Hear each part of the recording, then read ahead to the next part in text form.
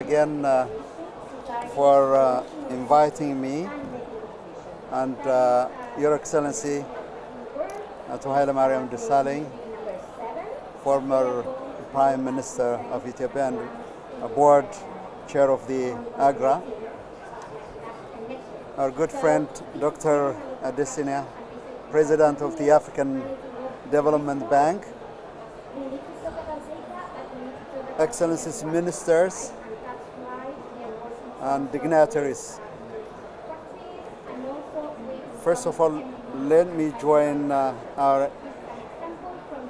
audit, if I'm right, in welcoming you all to this meeting. I hope the panel will deliberate at some length on Ethiopia's transformative journey towards food security and self-sufficiency. The theme of the panel itself indeed gave us this special moment to have some introspection and also awakening of the world we aspire to witness. For me, this is a moment of an assessment and reckoning, particularly for some of us who had a lived experience of hunger. It is indeed a special occasion and a special moment to look back and aspire the future. Yes, indeed, we know the depths and agony of hunger. There were moments where in Ethiopia where we were forced to take food from the hungry to the starving. But Ethiopia has become a long way, evolving from a nation grappling with food insecurity to a vibrant and hopeful landscape on the path of food self-sufficiency. The country indeed has made significant strides in achieving food security. First, let me touch upon some of the successes that we have made over the years, and also later on I will discuss on the challenges that we're still facing. I believe that the catalyst that propel us towards a future of food sovereignty and self-sufficiency lies in the harmonious interplay of land and resource, people, and most importantly, the narrative and visionary leadership. Let me explain a little bit on that. First, our Green Legacy initiative has proven to be a dual benefit, restoring degraded land and boosting food security through the cultivation and export of fruit trees like avocado. We not only aspire to achieve food self-sufficiency, but also aim to revolutionize the food value chain itself, from farm to the plate, or what we call it from farm to the lemat. In the Ethiopian allegory, when you say lemat or basket, there were times where our baskets were completely empty.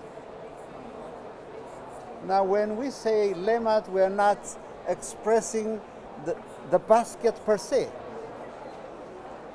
But a lemat means it's just full of food that could sustain life in many ways.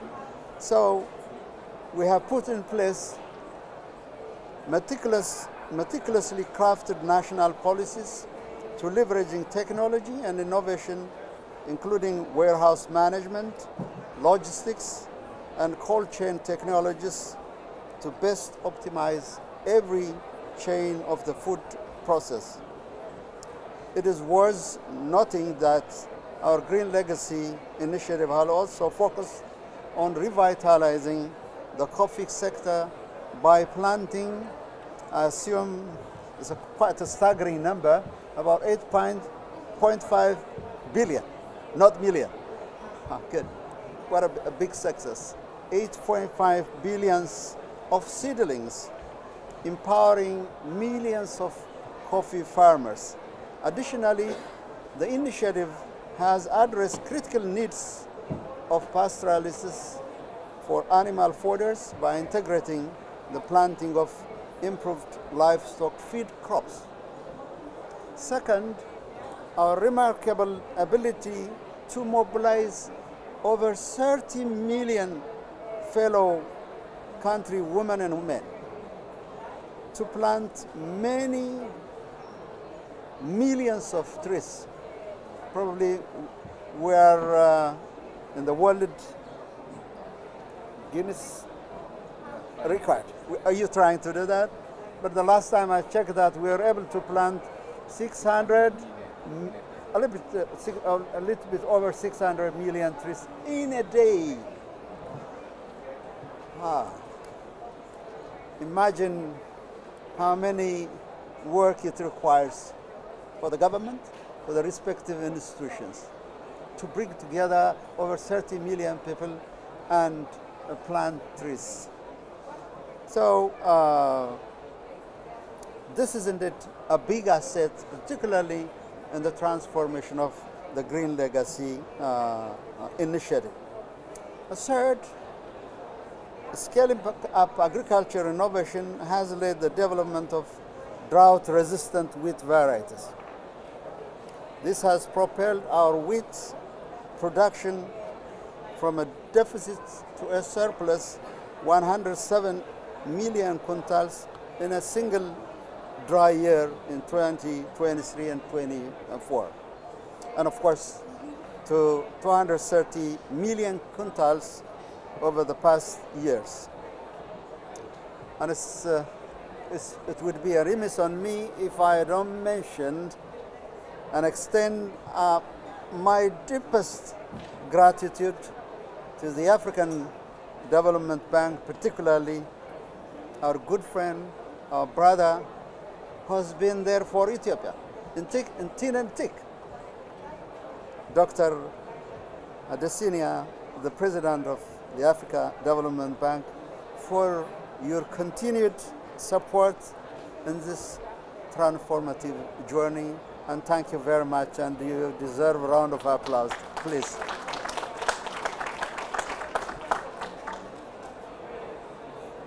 Our goal evidently is to achieve self-sufficiency while contributing to climate change mitigation.